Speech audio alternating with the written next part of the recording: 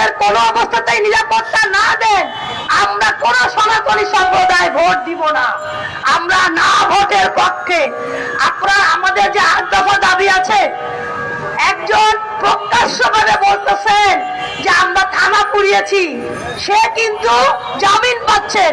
আর আমার সনাতনী ভাই, সে শুধুমাত্র সনাতন সম্প্রদায়কে বলেছে আসো আমরা একসাথে থাকি, আমরা বাংলার মানুষ। তাকে কিন্তু ভুয়া ভাবে কোনো পরিকল্পনা ছাড়াই কিন্তু তাকে অ্যারেস্ট করা হয়েছে। কেন? সে পতাকা উত্তোলন করেছে দেশদ্রোহী। পুলিশকে মারার পরে দেশদ্রোহী হতে পারে না, অথচ সনাতনী সম্প্রদায়কে বাঁচানোর জন্য একজন দাদা সে দাঁড়িয়েছে, তাকে কিন্তু আজও সে হাজতে আছে। তিনি অসুস্থ, তারপরও কিন্তু সে হাজতে আছে। তাই আমি বলতে চাই, সনাতনী সম্প্রদায়কে যেভাবে আপনারা মৌলবাদীদের সহযোগিতায় নিধন করার চেষ্টা করছেন, এটা আপনাদের সফল হবে না। কারণ ইতিহাস সাক্ষী, বাংলাদেশের জন্মই হয়েছে কিন্তু সনাতনী হিন্দু, মুসলমান, বৌদ্ধ, খ্রিস্টান সকলের দ্বারা।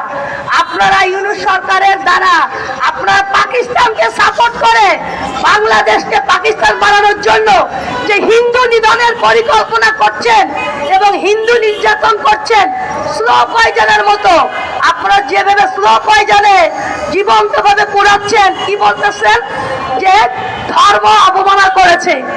কোথায় ধর্ম অবমাননা করেছে? র্যাব, পুলিশ সকলেই প্রমাণ দিয়েছে সে ধর্ম অবমাননা করে নাই। তারপরেও যারা যেভাবে তাকে জীবন্ত পোড়ানিয়েছে তাদের কোনো রকম শাস্তি হয় নাই। ইভেন সেই পুলিশে এখনো বহল কবিতে কাজ করে যাচ্ছে। আমরা বলতে চাই, আপনারা যারা যারা এই কাজগুলো করছেন তাদেরকে অবশ্যই আইনের আওতায় আনতে হবে এবং তাদেরকে শাস্তি দিতে হবে। এবং সেটা হচ্ছে ট্রাইব্যুনালের মাধ্যমে আনতে হবে। যদিও আপনারা ইচ্ছা মতো ট্রাইব্যুনাল ব্যবহার করতেছেন, ক্ষমতা প্রয়োগ করেছেন নিজেদের ইচ্ছা মতো, তারপরও আমার যারা দৃষ্টি আকর্ষণ করে, যারা মানবতাবাদী আমাদের বিভিন্ন দেশে আছেন, তাদেরকে বলবো আপনারা যে মানবতার কথা বলেন, আসেন বাংলাদেশে দেখে যান কিভাবে সনাতনী নির্যাতন হচ্ছে, কিভাবে সনাতনীদেরকে জীবন্ত পোড়ানো হচ্ছে। আপনারা আমাদেরকে সাহায্য করুন। প্রত্যেক মানবতাবাদী দেশকে আমরা বলছি আপনারা আমাদেরকে বাঁচান। আমরা আজকে দীপুচন্দ্র হয়েছে, কালকে আমি হব। আপনারা যেভাবেই করেন আমাদেরকে বাঁচান এবং আমাদের 8 দফা দাবি না মানলে আমরা কোনো অবস্থাতেই ভোট দিতে যাব না। সবাইকে ধন্যবাদ।